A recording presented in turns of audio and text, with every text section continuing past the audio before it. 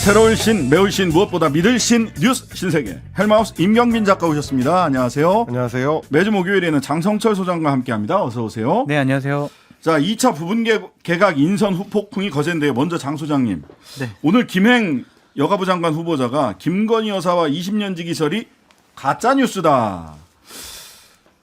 그래서 이거 처음 언급한 장성철 소장님 이 얘기 가짜 뉴스라고 김행 그 후보가 얘기를 했는데 네. 뭐 가짜 뉴스입니까? 저보고 꼬리 내렸다라고 했는데 네. 제가 꼬리도 내렸고 제 꼬리도 잘라버렸습니다. 가짜 뉴스 맞습니까? 그 정두원 의원이 이런 얘기를 했죠. 진실을 말할 때가 가장 위험한 때다. 지금 위험한 때다. 아니 제가 얘기한 게 아니라 정두원 의원이 그런 얘기를 했다고요. 아니 본인들이 아니라고 하는데 제가 거기다 대고 뭐 기라고 할 수는 없고. 아니 근데 그 말씀을 하셨을 때는 뭐 장 소장님이 뭐 소설 쓰듯 그냥 머릿속 뇌피셜로 말씀을 한 게 아니라 몇 가지 근거가 있으셨을 거 아니에요. 뭐 본인이 아니라고 하는데요. 뭐 제가 뭐 굳이 뭐 기라고 또 막 박박 우기는 것도 좀 여러 가지 도리도 아닌 것 같고 그렇습니다. 어쨌든 정두원 의원이 진실을 이야기할 때가 가장 위험할 때다라는 말을 했다라는 말로 네. 다른 답변을 대신했다. 저희들이 이렇게 이제 이재명 당대표 하겠습니다. 단식 문제에 관련해서 이제 얘기하시죠. 예, 일단 개각 얘기를 먼저 개각 해야 얘기, 맞아요. 개각 얘기해야죠. 신원식 국방부 장관 후보자 막말 프로 막말러 아니야. 요즘 그 청년들 말로 네. 이런 얘기가 나올 정도입니다. 그렇죠. 뭐 이제 막말 한두 개면은 그냥 이제 막말 논란이라고 할 수 있는데 지금 말씀하신 것처럼 네티즌들 사이에서 프로 막말러라는 얘기가 나오려면 막말이 많아야 됩니다. 근데 이번에 이제 신원식 후보자 같은 경우는 보니까 과거에 보수 유튜브 채널의 인터뷰를 굉장히 좀 많이 했었기 때문에 그리고 또 태극기 집회라고 불렸던 광화문에서 있었던 보수 집회에 또 많이 또 연단에 섰었던 전력이 있었다 보니까 그때 했던 부적절한 발언들이 보도가 되고 있습니다. 2019년 태극기 집회에 참석했을 때 발언들이 특히 많은데 문재인 땡땡땡 따는 것은 시간 문제다. 굉장히 좀 극단적인 표현이죠. 이런 표현들이 들어있고 2016년 촛불은 반역이다. 이런 주장을 집회에서 하기도 했고요. 한 극우 유튜브 방송에 출연했을 때는 전두환 씨를 두고 애국심 있게 한 사람이다. 12.12 군사 쿠데타에 대해서는 나라를 구해야 되겠다고 해서 나온 것이다. 이런 표현들을 했었습니다. 뭐라고 했는지 신원식 후보자의 발언으로 직접 들어보시겠습니다. 오늘날 문재인이라는 악마를 탄생시킨 초대 악마인 노무현이라는 자가 대통령이 된 겁니다. 문재인이 멸망을 기다리고 문재인 있다는 것은 시간 문제입니다. 안 내려오면 붕짜자 붕짜. 12.12하고 박정희 대통령이 돌아가시는 그 공백기에 뭐 서울에 보면 일어나고 그래서 저는 그때 당시 나라 구해야 되겠다 나왔다고 봐요. 나라 구하러 나왔다. 12.12 쿠데타가. 그렇습니다. 그리고 뭐 중간에 이제 유튜브를 통해서 들으시는 분들은 보셨겠지만 라디오로 청취하시는 분들은 안 들리셨을 텐데 안 내려오면 그리고 이제 관객석으로 마이크를 돌려서 쳐들어간다. 붕짜자 붕짜 이런 이제 장면이 좀 있었습니다. 이분이 굉장히 이렇게 손동작도 크시고 선동을 잘 하시더라고. 예. 그래서 이제 붕짜자 붕짜 이러시던데. 이런 식의 발언들이 워낙 많아가지고 저희가 조금 전에 이제 일부만 편집해서 들려드렸고요. 태극기 집회에 참석했을 때는 스스로를 태극기 세력이라고 자칭을 했고 그러면서 우리는 태극기가 헌법이고 정의다라든지 2016년 박근혜 대통령을 파멸로 이끌었던 촛불은 거짓이고 대한민국 자유민주주의를 파괴하고 대한민국 계속성을 파괴한 반역 뭐 이런 식의 표현들을 사용을 했습니다. 그리고 집회에 모인 지지자들한테도 내가 촛불이라고 말하면 반역이라고 해달라라고 하면서 반역 3창을 유도하기도 했습니다. 그러니까 워낙 이런 얘기들이 많이 나오다 보니까 국민의힘 내부에서는 뭐 익명의 관계자들이 굉장히 좀 방어하기 쉽지 않다라는 얘기들을 많이 하고 있는데 이철규 국민의힘 사무총장 같은 경우는 오늘 아침에 KBS 1라디오에 인터뷰를 했을 때 진행자가 12.12 쿠데타 관련해서 질문을 했습니다. 이거 나라 구하러 나온 것이라고 이 후보자가 얘기를 했는데 당의 입장이 뭐냐 이렇게 물어봤더니 그런 과거 발언 사실까지 어떻게 다 우리가 파악을 하느냐. 몰랐다. 그렇습니다. 어떤 발언이 있었는지, 그러니까 심지어 이제 이철규 사무총장 같은 경우는 그 발언의 진위 여부를 먼저 따져본 다음에 나중에 답변을 하겠다. 이제 이런 식으로 답을 피해갔습니다. 다만 이런 얘기를 했는데 우리 몸에 머리카락 하나 정도 있는 걸 가지고 그 사람 전부를 평가할 수는 없는 것 아니겠느냐라고 옹호를 했습니다. 12.12가 그냥 머리카락 하나 정도 발언인가요? 그 12.12 당사자들은 전두환 씨는 사형 선고받았어요. 그렇습니다. 이게 머리카락 하나 정도예요?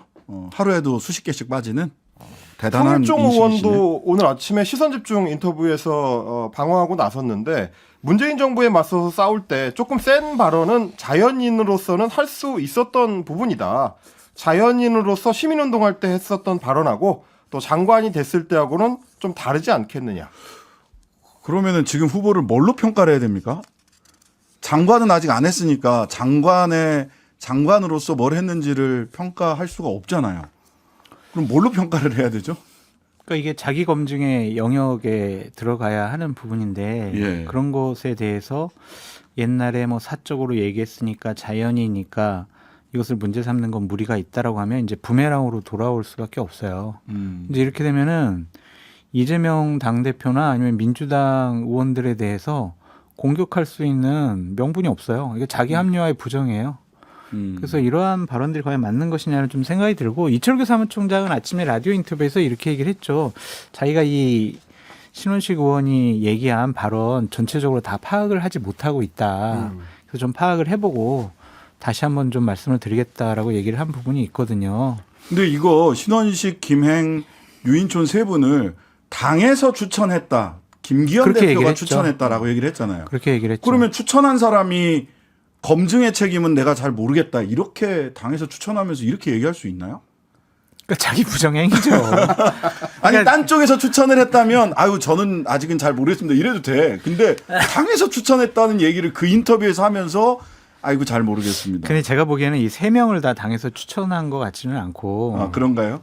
그러니까 지난달에 김기현 당 대표가 이 세 개 부처 장관들은 좀 교체해야 되지 않느냐 그런 얘기를 했다고 하더라고요. 그래서 뭐 추천했는지까지는 좀 확인을 좀 해봐야 될 것 같은데 어쨌든 과거에 얘기를 했고 자연인이고 국회의원 되기 전에 한 말이라고 하더라도 이 발언들 하나하나가 너무나 우리들의 일반적인 상식, 역사적인 인식과는 너무나 동떨어져 있고 과연 이분이 공직자로서 자격이 있는 것이냐를 넘어서서 대한민국 일반 국민으로서 올바른 정신과 인식을 갖고 있느냐라고 의심할 수밖에 없는 부분들이 있어요. 네. 이 부분에 대해서는 정말 청문회 때 밝혀졌으면 좋겠고 본인 입장을 좀 들어봤으면 좋겠고요.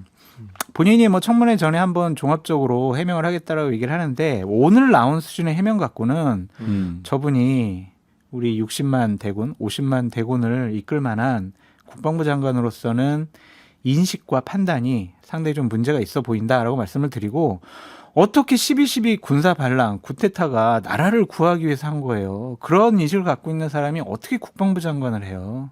이거는 말이 안 돼요. 그러면은 그분의 말씀의 논리적 연장선에서 보자면 나라가 어려우면 군대가 나서도 된다라는 입장을 가진 국방부 장관이 되는 겁니다.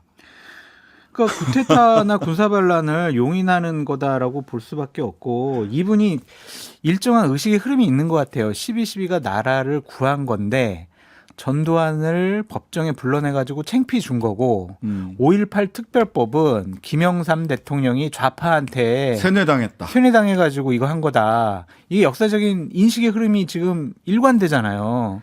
그러니까 이런 부분을 어떻게 제가 과거에 했던 말 띄엄띄엄 뭐 이렇게 중간중간 다 제하고 맥락을 이해하지 못하고 이렇게 비판하는 건 옳지 못해요. 라고 지금 오늘 해명을 했잖아요. 그거 가지고 넘어가기는 어려운 것 같아요. 그러니까 국방부 장관을 군인이 아니라 민간인이 한 우리나라의 헌법 체계, 우리나라의 법 체계를 이해하실 필요가 있어요.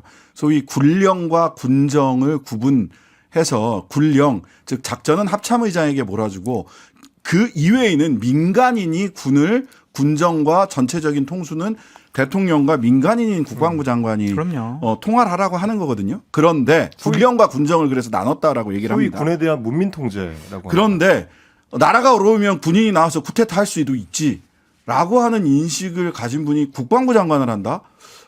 저는 이게 놀라운 뭐지 싶은 생각이 듭니다. 제가 헌법과 군사법을 배운 거는 다 뭘까? 라는 사실 자괴감이 들었습니다. 솔직히. 예. 오늘 아마 이제 신원식 후보자 본인도 그 발언이 가장 좀 문제적이었다고 생각을 하는 것 같습니다. 오늘 기자들이 많은 질문을 출근길에 쏟아냈는데 그 중에서도 치명적이라고 할 수 있는 이제 12.12 관련된 발언에 대해서만 조금 애둘러서 해명을 했습니다.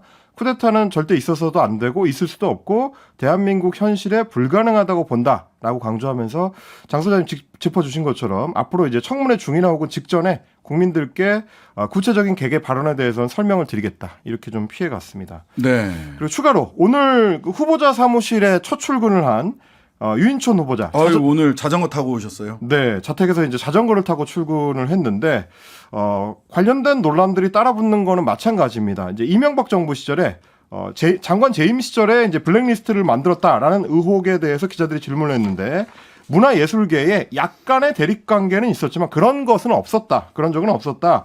이제 더 이상 그런 것에 대해서 대립적으로 간다는 것은 우리 대한민국의 미래를 위해서는 불행한 일이다. 내가 한 번 더 살펴보겠다라고 이야기를 했습니다. 그리고 조선일보 인터뷰를 할 때 나라 돈으로 국가 이익에 반하는 작품을 만들어서는 안 된다라고 이야기했던 거에 대해서는 지원 정책을 완전히 새롭게 다시 바꾸고 고쳐보려고 한다라는 얘기를 하면서 이런 문제는 크게 신경 쓰지 않아도 될 거다라고 덧붙였습니다. 국가 이익이 뭡니까? 윤석열차는 국가 이익에 반하는 작품입니까? 지금까지 제시된 기준은 국가 이익의 기준이 대통령의 심기 아닌가 하는 의심이 드는 일들이 최근에 벌어졌잖아요. 문화에서 국가 이익이란 무엇일까? 질문을 던지게 됩니다.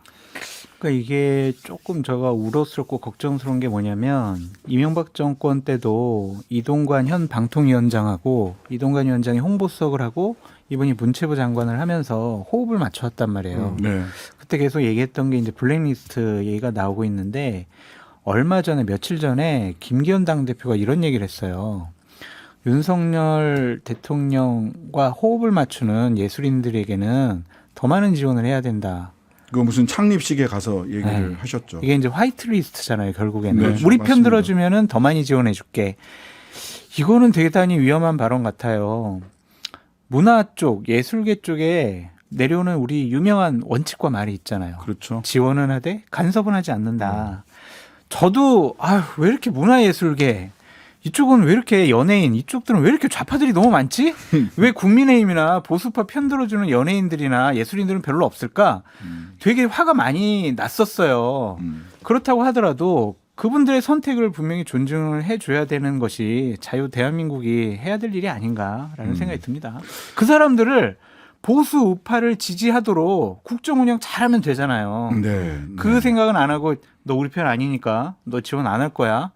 이런 식의 협박하는 것이 맞느냐 그런 생각이 있습니다. 또 한 가지 야권에서 갖고 있는 걱정 중에 하나는 지금 이제 방통위원장이 이제 이동관 위원장이 들어선 상태에서 문체부에도 만약에 유인촌 장관이 만약에 이제 임명이 되게 된다면 그러니까 방통위는 방송사들에 대한 이제 통할 권한을 가지고 있는 거고 문체부 같은 경우는 이제 신문들에 대한 어떤 권한을 가지고 있는 거다 보니까 그러니까 양쪽에 다 이제 언론 매체들에 대한 이제 간섭을 본격화하기 위한 움직임이 아니냐라는 걱정들이 또 이제 한 축에서는 있어서 가지고요. 아마 인사청문회 과정에서 그 부분에 대해서도 좀 질문들이 많이 나올 것 같습니다. 네, 오늘 아침 언론계에서 다들 깜짝 놀랐어요. 언젠간 뭐 이런 날이 올 수도 있겠다 이런 생각을 하긴 했습니다만은 뉴스타파 그리고 JTBC에 대해서 검찰이 전격적으로 압수수색에 들어갔습니다. 그렇습니다. 오늘 오전에 나온 소식인데요. 뉴스타파와 이제 JTBC에 대해서 압수수색을 하면서 검찰이 본격적으로 강제 수사에 돌입을 했습니다. 압수수색 영장에는 정보통신망법상 명예훼손 혐의가 적시가 돼 있었고요. 명예훼손의 당사자는 윤석열 대통령입니다. 그렇습니다. 근데 뭐 제가 알기로는 그 경우에는 본인이 직접 고소해야 되는 걸로 알고 있는데 뭐 어떤 방식으로 돼 있는지. 명예훼손 이거는 그 처벌을 불언하면 본인의 고소고발이 없더라도 수사는 할 수 있고요. 마지막에 처벌을 원하느냐 원하지 않느냐만 확인을 합니다. 예. 알겠습니다. 신앵커님은 괜찮아요? 신앵커님도 그 뭐 보도 때문에 여러 가지로 뭐 언론에서 봤는데 연 이틀 조선일보에서 제 사진을 아주 예쁘게 네. 조금 더 괜찮은 사진을 써주셨으면 어땠을까 하는 생각이 들기는 합니다만 조사 안 받았어야지 연락 없어요? 뭐 아직 연락 없습니다. 예. 오늘 자세한 내용은 4부에 뉴스타파 측의 이제 인터뷰를 통해서 이 내용을 좀 짚어볼 수 있을 것 같습니다. 그리고 이제 국민의힘 같은 경우는 오늘도 이 사안 관련해 가지고 뉴스타파 보도의 배후에 민주당이 있다라는 얘기를 강력하게 주장하고 있습니다. 조수진 최고위원 같은 경우는 가짜 인터뷰 녹취록이 공개된 거는 대선이 치러지기 사흘 전인데 안민석 의원, 민주당 안민석 의원은 대선 한 달 전에 YTN 방송에서 윤석열 커피 게이트를 운운했다. 안민석과 우상호 의원이 민주당이 이제 한 달 뒤에 공개될 가짜 인터뷰의 녹취록을 어떻게 알았는지 답을 해야 된다. 이렇게 주장을 했습니다. 그래서 저희가 좀 체크를 해봤는데 이거 가짜 뉴스인데 조수진 최고위원 말씀하신 거 이거 어떡하지? 자, 이 조수진 의원이 얘기한 대선 한 달 전의 인터뷰, 안민석 의원이 YTN 인터뷰를 한 게 작년 2월 22일입니다. 이 날짜가 중요합니다. 왜냐하면 2월 21일에 당시 JTBC 기자였던 봉지욱 기자가 이미 대검 중수부 처벌 피했던 대장동 자금책 정영학 녹취록의 등장이라는 보도를 통해서 이 커피 관련된 발언을 소개를 했거든요. 그래서 당일인 21일 저녁에 있었던 대선 후보 토론회에서 이재명 대표도 이 사안을 언급을 했었던 거고요. 그리고 그 다음 날에 있었던 YTN 인터뷰에서 안민석 의원이 발언을 하게 된 겁니다. 그리고 애초에 이제 그 당시 이재명 캠프의 총괄 선대본부장이었던 우상호 의원 같은 경우는 얼마 전에 CBS 인터뷰를 통해서 이 커피와 관련된 얘기는 2021년부터 남욱 변호사를 통해서 애초에 나왔던 얘기다라는 점을 또 강조하기도 했습니다. 그러니까 커피 자체가 3월 6일에 처음 제기된 문제가 아니다라는 얘기가 되겠습니다. 네. 자, 보도 자체에 대해서 이것이 팩트냐 아니냐를 가지고 이야기는 뭐 충분히 저는 할 수 있다고 봅니다. 그런데 한 달 뒤에 공개될 녹취록은 어떻게 알았냐? 라는 문제 제기는 일단은 사실은 시계열이 틀렸고요. 인터넷 검색만 해봐도 알 텐데 뭐 보좌진에서 실수한 겁니까? 어떤 겁니까? 이런 경우는 어떻게 지금 봐야 되는 또 거예요? 원고를 보좌진들이 작성을 하니까 예. 좀 팩트 체크가 좀 부족하지 않았느냐라는 좀 생각이 드는데 의혹이 앞섰던 것 같아요. 아, 조수진 최고위원이 조수진 최고가 요즘엔 되게 조용했었잖아요. 그렇죠, 그렇죠. 그런데 본인도 한번 이 싸움에 참전을 해서 대통령님 저 열심히 싸우고 있어요. 저 양천에 공천 주세요. 뭐 이러려고 하는 것이 아닌가라는 좀 생각이 드는데 우리 임 작가님이 웃으셨지만 지금 정치를 하는 분들의 모든 정치적인 행위와 발언들은 내년 총선 공천에 관계되어 있다라고 볼 수밖에 없어요.